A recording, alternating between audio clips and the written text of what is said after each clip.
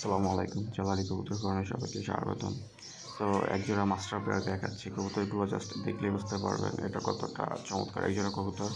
এটা নিয়ে আসলে বিশাল বেশি কিছু বলতে চাই না। এগুলো হচ্ছে হাই কোয়ালিটির কবুতর। সো এগুলোর প্রাইসও অনেক হাই। সো এখানে মাদিটা দেখেন, মাদিটার কোয়ালিটি জাস্ট একটু আমি বর্ণনা করতেছি।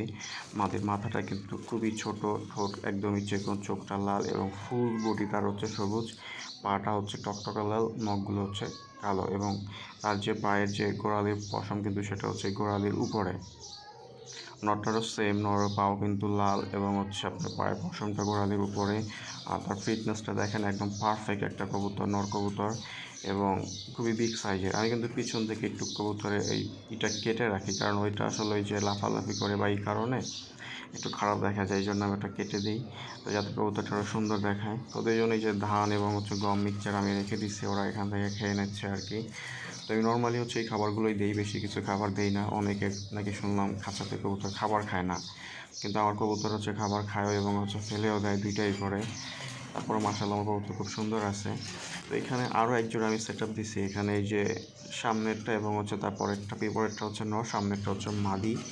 তো এই দুইটা নটটা খুব ভালো ডাকে, মানে ডাকে বলতে চমৎকার ডাকে নটটার।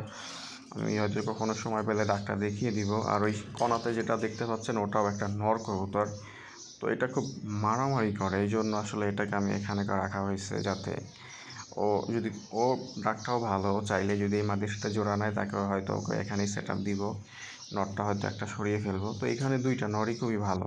তো আশা করি এই জোড়াটা এখানে ডিম বাচ্চা করবে। তো আর যারা যদি কেউ নিতে চান যে এই জোড়াটা হচ্ছে আপনি নেবেন বা শখ করে পালবেন, তো তারাও নিতে পারেন, চাইলে দুই জোড়া একসাথে নিতে পারেন। এই দুই জোড়াটাই খুবই চমৎকার, আর এগুলো আসলে মানে যে কারোরই থাকা উচিত, যে কারোর এত সুন্দর কবুতর।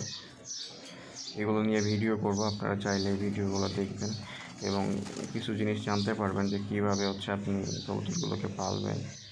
সো আজকে জাস্ট একটু বর্ণনা করলাম আমি, এরপরে হচ্ছে কীভাবে একটা ভালো কবুতর চিনবেন সেটা নিয়ে বর্ণনা করব। দেন হচ্ছে এটার কীভাবে খাঁচাতে খুব সহজেই জোড়া দিবেন, বা হচ্ছে এগুলো কীভাবে কী খাবার পদ্ধতি, আমি ডিটেলস হচ্ছে আমি ভিডিও বাই ভিডিও করে দিব। সো আপনারা চাইলে ওখান থেকে নিয়মিত দেখে খুব সহজেই পালতে পারেন। অনেকেই আমার কাছে ফোন দিয়েছিলেন যে হচ্ছে ভাই, কবুতর তো খাঁচাতে পালা যায় না, ছেড়ে দিলে কবুতর চলে যায়। সো এটা নিয়ে একটা ভিডিও করার জন্য তো আজকে ওইটা নিয়ে আর কি শুরু করলাম। আস্তে আস্তে ধাপে ধাপে আপনারা একদম পরিপূর্ণভাবে বাচ্চা জোড়া লাগা থেকে শুরু করে জোড়া দেওয়া পর্যন্ত, বাচ্চা করা পর্যন্ত একদম সম্পূর্ণ ভিডিও পাবেন। তো আশা করি আপনারা ভিডিওগুলো দেখবেন। তো ধন্যবাদ সবাইকে। আসসালামু আলাইকুম।